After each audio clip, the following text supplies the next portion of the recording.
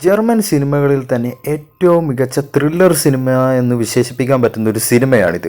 സിനിമയുടെ ഒരു തീം എന്താണെന്ന് വെച്ച് കഴിഞ്ഞാൽ 1986 ഒരു വേനൽക്കാലത്ത് പിയ എന്ന് പറയുന്ന ഒരു 11 വയസ്സുകാരിയെ രണ്ടാളുകൾ ഒരു ചുവന്ന കാറിൽ പിന്തുടരുകയും ആ കാറിലുണ്ടായിരുന്ന 2 പേരിൽ ഒരാൾ ആ പെൺകുട്ടിയെ വിജനമായ ഒരു പ്രദേശത്ത് വെച്ച് ബലാത്സംഗം ചെയ്ത് കൊല്ലുകയും മൃതദേഹം ഒരു തടാകത്തിൽ ഉപേക്ഷിക്കുകയും ചെയ്യുകയാണ്. 23 വർഷങ്ങൾക്ക് ശേഷം ഇതേപോലെ സിനിക്ക എന്ന് പറയുന്ന ഒരു പെൺകുട്ടിയെയും അതേ സ്ഥലത്ത് വെച്ച് കൊല്ലപ്പെടുത്തുകയാണ്. പിയുടെ കേസ് അന്വേഷിച്ചിരുന്ന മിറ്റീസ് എന്ന് പറയുന്ന പോലീസ് ഉദ്യോഗസ്ഥൻ ആ കേസ് ഇതുവരെ തെളിയിക്കാനായിട്ട് അയാൾക്ക് സാധിച്ചിട്ടില്ലായിരുന്നു. സിനീകയുടെ മരണം നടക്കുന്ന സമയത്ത് അയാളാണെങ്കിൽ വിരമിച്ചിട്ടുണ്ടായിരുന്നു. ഡേവിഡ് എന്ന് പറയുന്ന ഉദ്യോഗസ്ഥനാണ് സെനീകയുടെ കേസ് ചുമതലയുള്ളത്.